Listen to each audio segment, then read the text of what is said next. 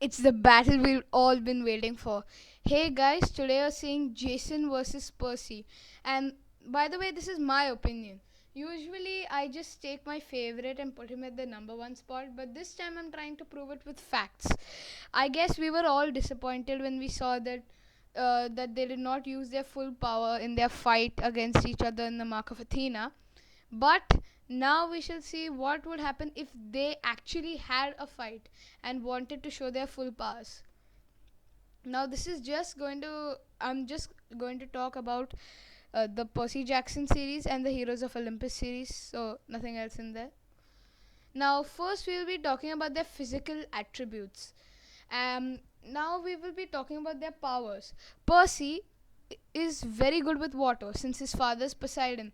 When he goes into water, he gets a boost in his powers. He gets a power amp, or you could call it, and gets stronger. He also fights better and can handle the might of even Kronos.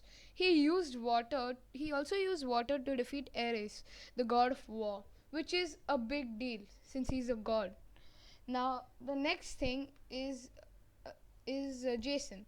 Now, Jason, he can he can channel lightning. Now, but the bad thing about that is that lightning does not come every day since water is available everywhere. But stormy days with lightning are very rare. If there are stormy days, then he can channel lightning a lot easier. But if there are no stormy days, then he will have to create lightning, which drains his energy more than it just takes to control natural lightning. So I guess in this round, Percy wins since he has more control even over groundwater. So even if they are in a desert, he can control the groundwater. Next, we will be talking about their their strength. Now, Percy Jackson has shown that he is extremely strong by holding up the sky, albeit for a few minutes, but still. Now, Jason is also proven to be very, very strong in as both as proved in the fan art, since his picture in the fan art shows that, and he is also described like that in the books. Although in the books, Rick Riordan has also described that Percy is extremely strong and stronger than Jason physically. Now, now we have to talk about their weapons. Percy has only one weapon, which is his sword, Anaklusmos, Riptide, you could call it in English, and Jason has his gladius that the goddess Juno gifted him. Now, it's important that they use now their weapons are pretty important because these are the only weapons they have.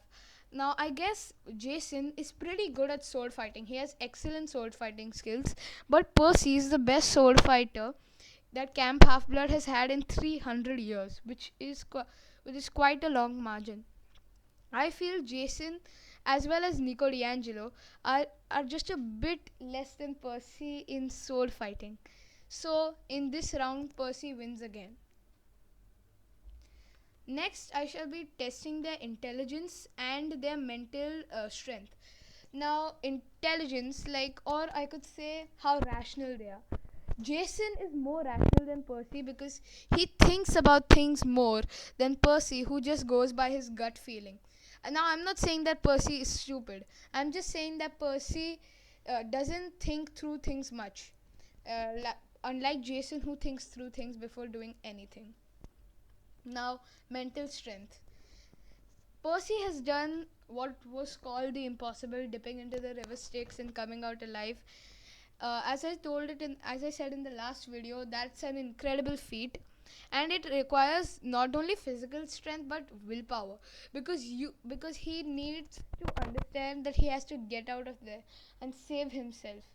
So so his mental strength is very high, whereas Jason was easily possessed by the spirits in the Mark of Athena.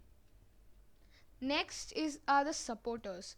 Now the supporters are like the people who will the main characters who will support one or the other.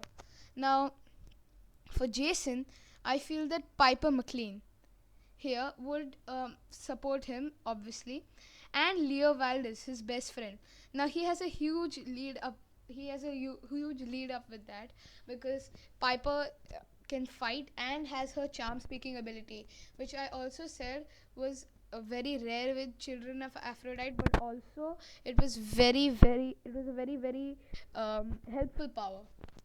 Leo, he is a brilliant mechanic and is also a fire user. And whenever he wants, he can take out his hammer from his magic tool belt. He can also manipulate fire to do his bidding if he wants. Now let's move on to the main characters who would support Percy. Number 1, Annabeth. Now Annabeth is the daughter of Athena, and is is incredibly intelligent and is very smart. She also designed Olympus, which is a really big thing. She designed a city for the gods.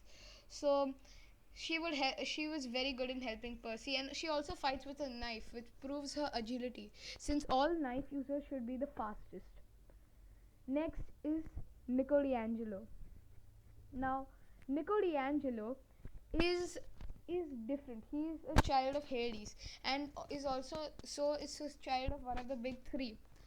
Now he is powerful. He is powerful, and is also a great sword fighter. And as I said before, just a little below Percy, he also has ground manipulation and can bring out hordes of armies from the dead, which will prove very useful against them. He could get legionaries, he could get British redcoats, he could get anyone from any time period out from the dead. Next, Hazel Levesque. Hazel Levesque is a child of Hades, of Pluto actually, since he was in his Roman form, and is also a cursed child, because she produces jewels which are cursed. But still, she has the magic horse Arion at her bidding, and also has other powers, like she can fight well with her sword. But one advantage is Arion, since he can run faster than sound, as I said, and he and since he can run faster than sound, she would be able to quickly deal with her opponents, as they are way slower than the horse. Now, next is Frank Zhang. Frank Zhang has a lot of powers and abilities. Now we'll start with the first one, which is his bow and arrow.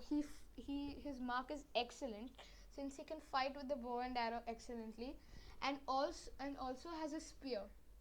He uses his spear. He uses his spear and also had 3 charges. Now let's assume that this spear also has 3 charges, since it would only be fair if we got all of our characters in their peak. Now this charge gets a soldier named Gray from below, who can kill anyone if Frank wants it. Anyway, let's move on to the next ability. His next ability is shape shifting. Now this is his main ability, so I said it last. So his shape shifting ability, he can turn into anything. He can literally turn into a dragon, which is a major ability to have, which I think is to have, because he can transform into any animal, which can be disadvantageous to the other side, and can help them. Now, one last character who I haven't added to the supporting list is Thalia Grace, because I was confused. I was stumped on whether she would help Percy or Jason, since Jason is her brother, but Percy is a really good friend of hers. So let me know down below in the comments on whose side do you think that Talia would join. Now the next person. Now I didn't add this too, because this is an additional support.